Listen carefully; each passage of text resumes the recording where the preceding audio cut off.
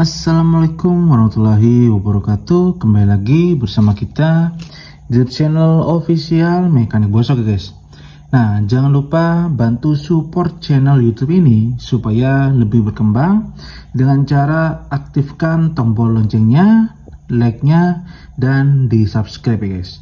Serta jika ada pertanyaan silahkan komen di kolom komentar.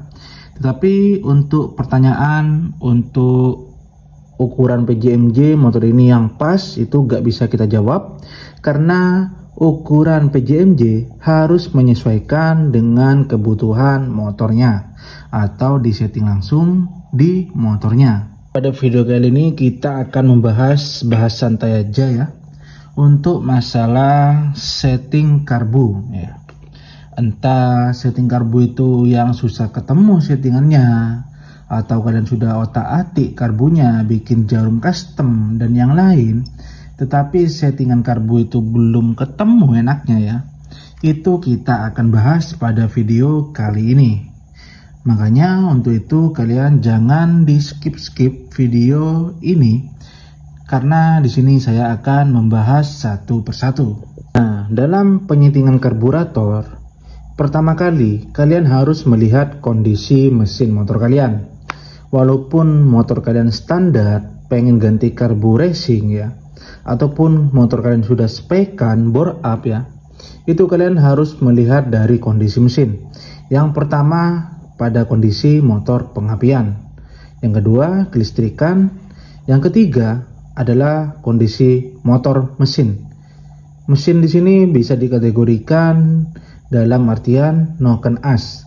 Karena untuk motor yang sudah oprekan tentunya noken asnya pasti dimodifikasi ulang. Nah itu yang pertama kita bahas dulu yang masalah pengapian. Pengapian di sini banyak hubungannya dalam settingan karburator. Ya, kalian sudah setting karburator, kalian tapi tidak melihat yang namanya pengapian. Nah bisa terjadi untuk settingannya bakal kesusahan. Kenapa seperti itu? Yang pertama kita bahas dulu untuk pengapian tadi ya. Kalian sudah setting karbunya sudah setting, masih gak ketemu enaknya di mana, entah berebet, entah keborosan ataupun kekeringan ya. Kalian cek dulu di masalah pengapiannya. Pengapian itu ada CDI, coil, dan juga kiprok ya. Kalau ketiga komponen tersebut lemah, tentunya untuk pengapiannya ya, itu pembakaran di ruang bakar tentunya akan lemah ya. Jadi yang namanya ledakan yang dihasilkan dari percikan busi ya,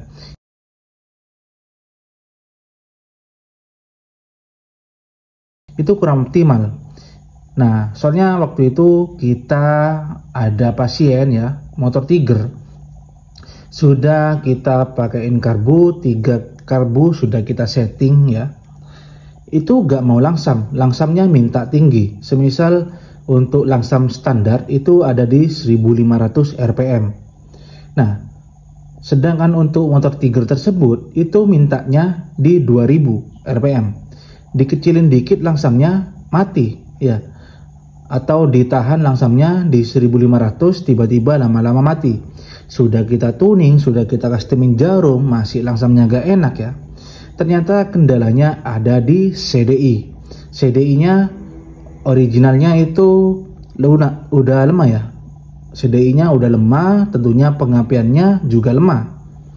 Nah, itu juga bisa menjadi penyebab susah langsam. Setelah kita ganti, ketemu permasalahannya di CDI ya.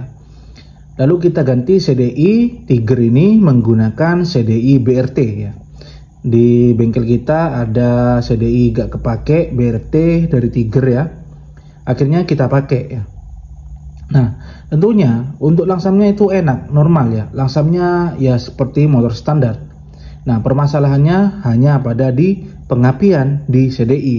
Nah yang kedua di kelistrikan juga itu berpengaruh ya, apalagi kelistrikan yang di coil ke busi. Kadang ada yang namanya pengapian atau kelistrikan coil ya, itu coilnya apa ya, bocor.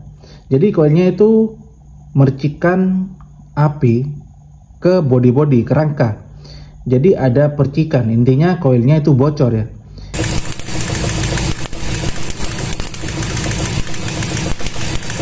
Jadinya biasanya yang terjadi, settingannya karbunya enak, digas-gas di tempat ya. Digas di tempat itu enak, tetapi dibawa jalan itu terasa ada berbet ya, ada nyendat ataupun ada jeda. Itu bisa dikarenakan karena koil yang digunakan bocor ya.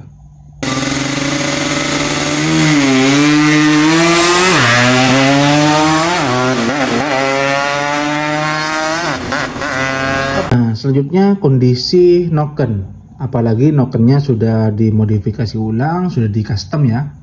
Intinya untuk nokennya ini menggunakan noken custom, bukan noken yang sudah jadi. Semisal noken sudah jadi itu aftermarket ya, ada merek BRT, Moto1, Kawahara ataupun yang lain. Intinya bengkel-bengkel merek-merek terkenal ya. Nah, kalau untuk noken merek terkenal biasanya itu udah presisi ya. Apalagi yang namanya dari produk BRT itu sudah menggunakan CNC-an ya. Jadi untuk memodifikasi yang namanya noken as pastinya sudah presisi. Di BRT sudah ada alatnya, intinya presisi.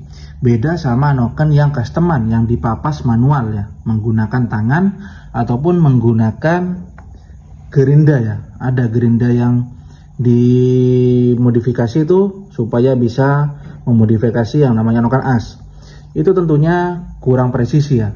Biasanya sering terjadi di noken customan seperti itu.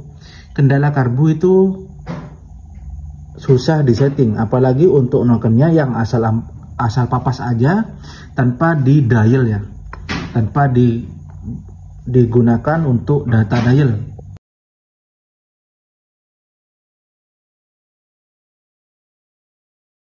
Karena untuk noken as itu kan fungsinya atau kerjanya itu pada motor adalah paru-parunya ya. Paru-paru motor itu ada pada noken as. Nah, settingan karbu yang nggak ketemu settingannya, entah ngok, entah berebut, kebasahan, keiritan, nggak bisa langsam, itu juga berpengaruh pada profil noken as ataupun noken as yang tidak rata ya. Nah, jadi untuk noken as itu fungsinya membuka dan menutup yang namanya klep ya. Jadi yang mengatur debit bahan bakar yang masuk ke ruang bakar melalui klep in dan terbuang di klep X ya. Jadi yang mengatur volume bahan bakar itu di noken.